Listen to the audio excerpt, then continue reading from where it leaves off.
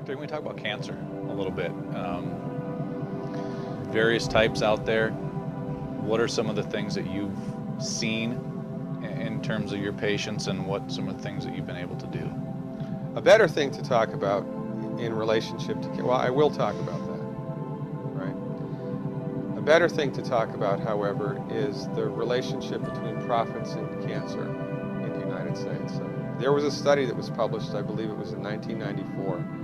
It was a 12-year program, 12-year study. They looked at adults who had developed cancer as an adult, not childhood cancer, but adult cancer, right? This is the main types of cancer that we get here in the United States.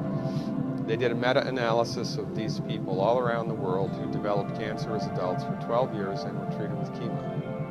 They looked at the results, and they published the results in the Journal of Clinical Oncology. And the results, 97% of the time, chemotherapy does not work.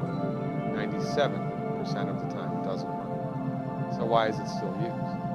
It's one reason and one reason only: money.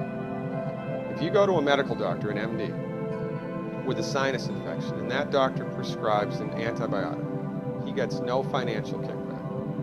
Now, if he prescribes 5,000, of that antibiotic in 1 month, the drug company that makes it might send him to Cancun for a conference, right? But he gets no direct remuneration. It's not with chemotherapeutic drugs, it's different. Chemotherapeutic drugs are the only classification of drugs that the prescribing doctor gets a direct cut of. So if your doctor prescribes chemotherapy for you, here's how it goes, more or less. The doctor buys it from the pharmaceutical company for $5,000, sells it to the patient for $12,000. Insurance pays $9,000, and the doctor pockets the $4,000 difference.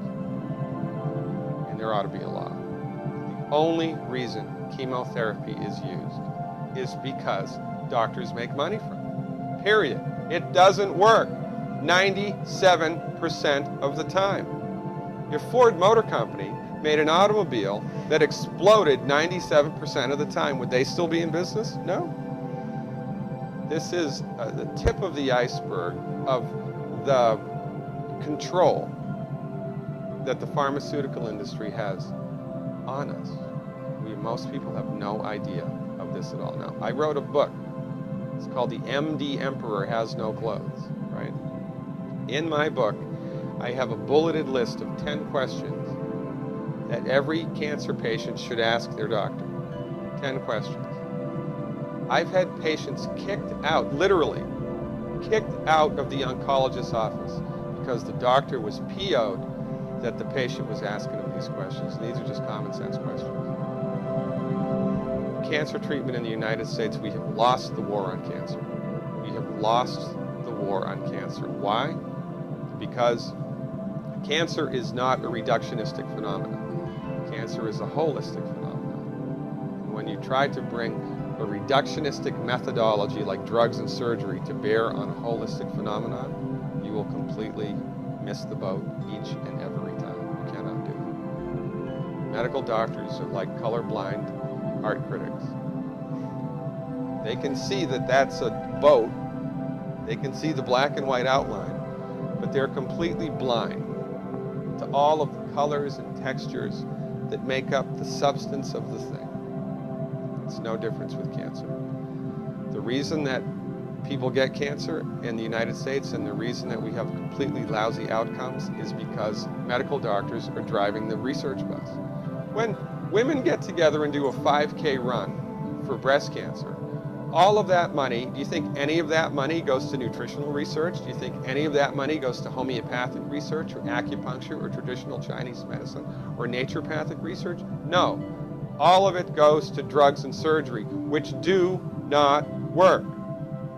Now, why aren't those women running for selenium? If every girl in this country took 200 micrograms of selenium, in one generation we'd eliminate breast cancer by 82%. That's a big number. Why aren't we doing that? Because medicine in the United States is a for-profit industry, and most people are completely unaware of this, and most people bow down to the altar of MD-directed high-tech medicine.